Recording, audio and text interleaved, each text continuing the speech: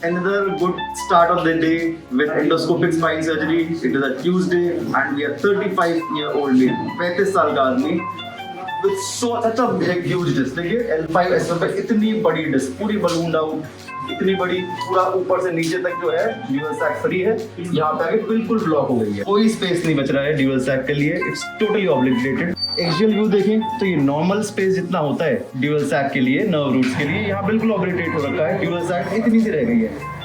Only this much is left. So 35-year-old male, young patient working in a export company जहाँ पे भारी सामान भी उठाना पड़ता है and everything. Sexually active, young, छोटे बच्चे हैं. Normal as early as possible work को वापस जाना है, बच्चों के साथ भी खेलना है, everything. तो हम बिल्कुल अफोर्ड नहीं कर सकते कि स्पाइन फंक्शन, स्पाइन का स्ट्रक्चर, आर्किटेक्चर खराब हो। तो क्या करें? Endoscopic spine surgery is the best option in this scenario, जो सीधा यहाँ तक पहुँचता है, सीधा डिस्क तक पहुंचता है, बिना मसल्स को काटे छाटे यहाँ पहुंचता है, डिस्क निकाल देते हैं और everything falls back at its normal place.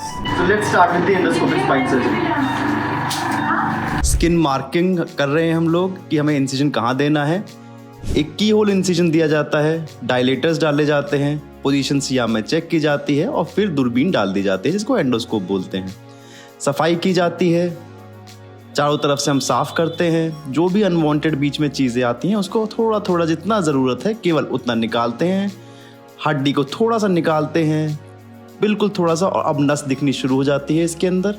जितनी रिक्वायर्ड है केवल उतनी ही हड्डी निकाली जाती है।